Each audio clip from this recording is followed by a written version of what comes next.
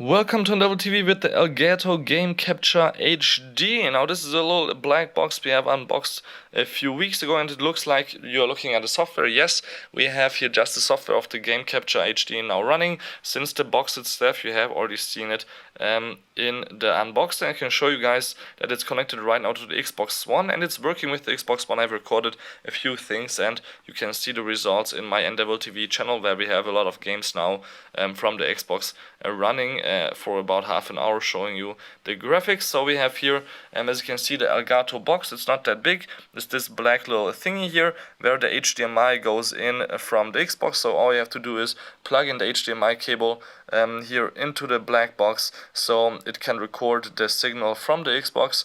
And then there is an HDMI cable, of course, going to the TV, so you can just go on and play on.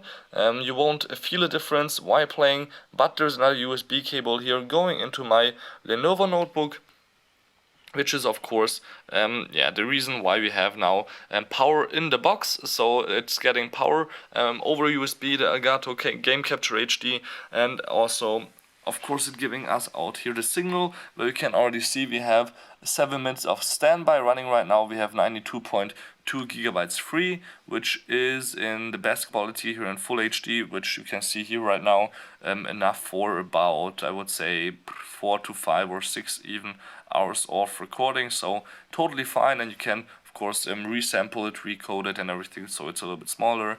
I've seen that it's 15 gigabytes are about 50 minutes are about 5 gigs here. So let's just see what the hardware can do. I can just browse around here, for example, on the Xbox, and if I just press the home button, you can see it takes about 2 or 3 seconds till it appears here. So there is a little bit of lag, which could be annoying. That's why we have, for example, here on the bottom, a little mute button.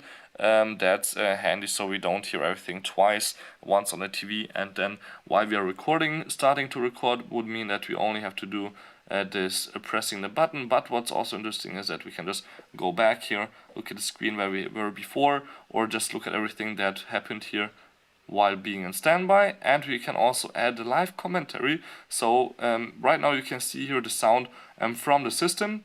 So if I just go back here, you can see it's moving around, and I can just say, okay, I want to have live commentary, which means that when you're recording something, it can just record everything you're saying with it, and it can sample it into the game sound. But you can also here adjust the game sound in decibels, so it's a little bit louder, not as loud while you're recording. So that's quite handy, I would say. But of course it can also automatically also reduce here the game sound. And if you just hit the settings button here, you can see we have a threshold and attenuation that you can change. And you can also change here your microphone volume to go higher or not as high. And let me just turn it off again. Now of course settings are also important here. For example, when you go here on the settings for just recording the video quality, 1080p right now, Xbox 360 is what it thinks it is, probably same technology. There's no PS4 or Xbox One inside the list. PS4 doesn't work right now, but will work in the future when the signal that HDMI gives out is uncut. The Xbox does that already, but Sony is saying that they will do that also in the future. Wii U is also here supported. You can change your different qualities to need less space, for example. You can also change the picture quality right away, which is also quite nice, from contrast and everything.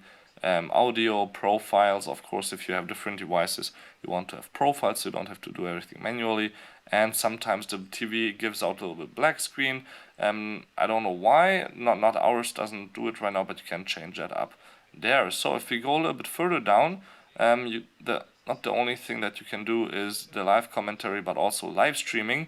One of the most important features probably for a lot of people, and I haven't tried it, but it probably works great, because you can right away stream everything you do to Twitch, YouTube, Ustream, and even to your own server via RTMP://. So especially YouTube and Twitch are quite cool. YouTube doesn't have a limit on how long the video can be, I think, but you have to watch out for music or things like that, so they won't block you. So you can see we can just add up our account and also change the status message and everything, and the bitrate, which would be at least 720p as far as I can see. And of course also important when you want to record something, you want to name it something. My game here you can do that, have tags and all kinds of information, because if you don't do, it will look like this. I've shot some Xbox One videos here. It will just have this boring little name with numbers and everything on it, so that's actually not how you should use it. So always add something here to have a better overview later. To start recording, simply of course hit the big red button. We won't do that right now, nothing special happening here right now on the device, on the Xbox, but what I can do for you guys so that it doesn't look that boring, I can start a game while we go a little bit further around here in the menu. There we have of course also an edit button, which would mean that we can just select here a little bit of gameplay. Let's do for example this one. It has to load a little bit. I have no clue what I recorded at 1 AM. Let's see. One moment. Okay, maybe take something with an actual number right next to it. So here we go. I've played Forza. You can see here on the bottom. Worked out great. You can just click on it, browse through it. You can see here on the top that this is the 11th minute. If I go a little bit further, it's the 12th minute. You can do the minus here, so zooming out, zooming in is of course handy, so you can go a little bit more into detail, but I think that was the minimum, yes, so at least 1 minute is what you will see here. If you have a bigger screen, it's of course a little bit better. I can of course maximize this and then it looks even better to work with. There we go. And what you can do here on the bottom is of course simply play, skip. Look at this beautiful gameplay here in full HD on the computer. This is no problem with it.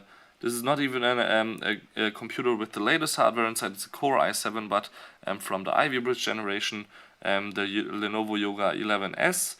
You can see on the bottom the full time. You can hit the mute button. You can cut here or split a segment and do anything with it you want, and also shoot a little screenshot here or snapshot if you want to have this special moment right there. When you're finished, what you can do is of course you go on the bottom and select somewhere you want to upload it right away. Again, YouTube, Facebook, Apple TV for sharing. Everything is possible here, and you can also of course edit what format you would want it. Here for example on top, if you hit the settings, you can say okay, it should record it here on C videos. Also what you can do is select here the different file formats. You want 1080p maybe. You can also say I don't need all these different places to store my video. I just want it to have for Apple TV and for YouTube and Facebook, and that's it. And you can also tell it to not check for updates or check for updates if you would want that. So this is actually basically it from the Elgato game capture. Killer Instinct didn't want to start, but you can see here that it's working great. And while you're recording and you are in full screen, you can see it's also second screen.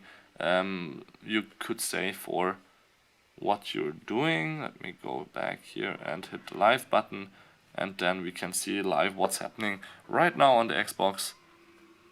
And if I just select it, you can see perfectly here. This is like a second screen, and it works really quite well to just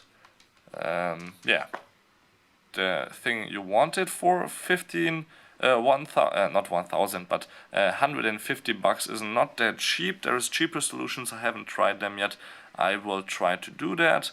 You should definitely check out also other media or AV ER media, since they are quite great and a little bit cheaper. But Elgato has, as you can see, especially a lot of software features here inside that are quite good, and it just works. So till next time, peace and again. My name is Balazs. Thank you much for watching, and this was the Elgato Game Capture HD box, which is available worldwide and is working with all the consoles you would want it to work.